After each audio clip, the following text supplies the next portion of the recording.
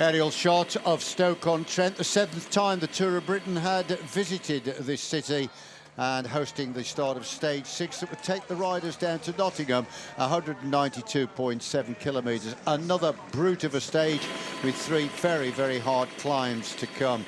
In the yellow jersey, Edvald Boasson-Hagen with a 1 second advantage over Poles. There he is in the chain reaction points jersey, Owen Doull, and the sprints jersey, Connor Dunn, wearing the jersey by courtesy of Peter Williams, who had the King of the Mountains jersey on. Well, it wasn't long before the action began to unfold. Immediately they passed kilometre 0. Under pressure was Boasson-Hagen as riders tried to distance themselves off the front of the peloton. So the first attack was Tom Stewart, the former King of the Mountains wearer, and attacks all the time. Raleigh heading into their HQ in Nottingham, no doubt they were going to be on the attack early on. Well, Peter Kenny for Team Sky doing a sterling job on the front of the group as he was policing the moves to look after Wout Poels, his teammate, who started the day just 1 second overall behind the overall leader, and that was Boasson-Hagen.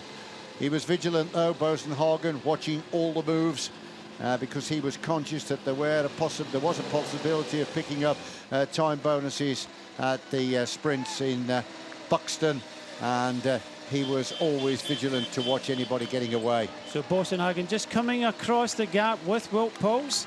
So now we had 10 riders in the front just coming into the sprint here in Buxton. Yeah, 10 riders assembled at the front, and it was Boasson-Hagen with his sprint that denied Owen Doull the front spot. So 3 seconds to the yellow jersey meant he went ahead of Wout Poels, who got the 1 for third. So he'd increased his lead fractionally, but that big effort, of course, was hard fought for.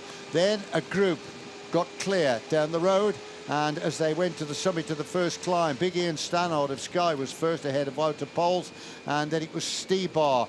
But Stannard then realised this was not a move for him. He went back to the main peloton, and we had a group that developed off the front of the riders of 8 riders. Well, this race was breaking up all the time. Bran Tankink just taking the maximum points at Bailey Moore.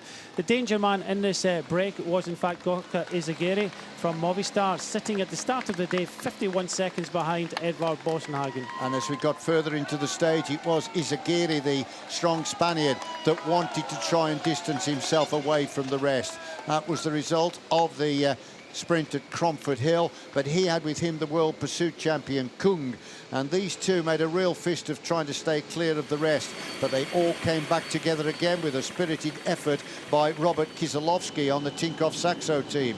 So we had 7 riders in front, and it was the might of Team Sky yet again.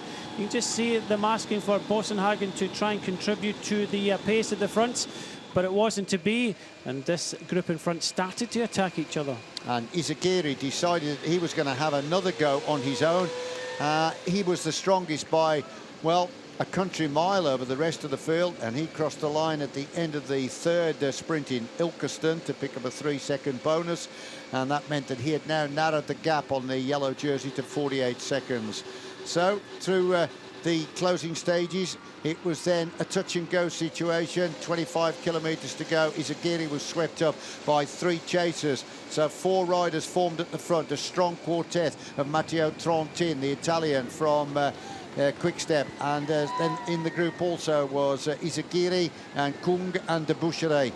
So Izagirre taking a 3 second bonus at Belpa, and now 3 second at Ilkeston, meant that he's gained 6 seconds in the stage so far. But the yellow jersey, Edvald Boasson-Hagen, was forced to do some of the chasing coming into the last 15 kilometres. And it was Matteo Trentin, as they were in the streets of Nottingham, that decided he was going to take it on his own. The strong Italian, who got a couple of stage victories to his credit in the Tour de France, really settled down to the task ahead.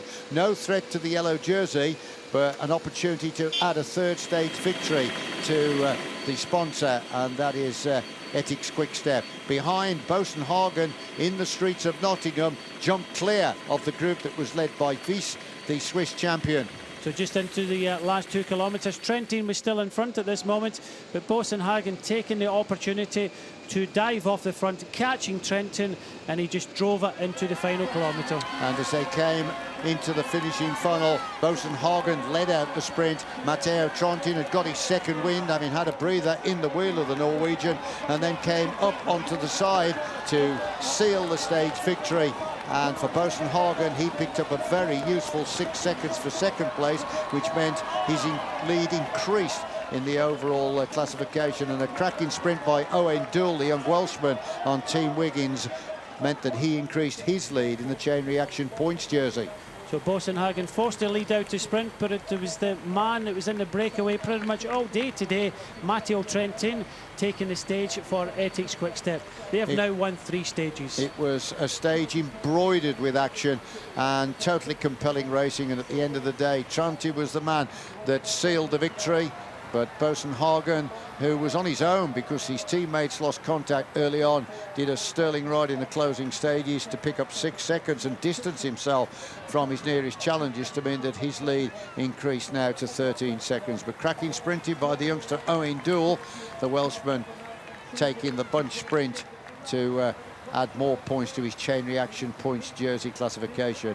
But the victory salute went to Matteo Trontin, and that was the 3rd stage victory for Ethics Quick-Step, so they now equal Team Sky. But the man of the day in yellow was Edvald Boasson-Hagen, but Matteo Trontin collected the prize on the podium as the winner of the stage in Nottingham, the 3rd time the race has been to Nottingham. Tom Bonan winning in 2004 and Sergei Ivanov winning in 2005. And the final victor here in Nottingham is Trontin. But the man in the yellow jersey, Edvald Boasson-Hagen, increasing his lead with 2 stages to go in the Aviva Tour of Britain. The classification looks like this now. Edvald Boasson-Hagen 13 seconds ahead of Wout Poels.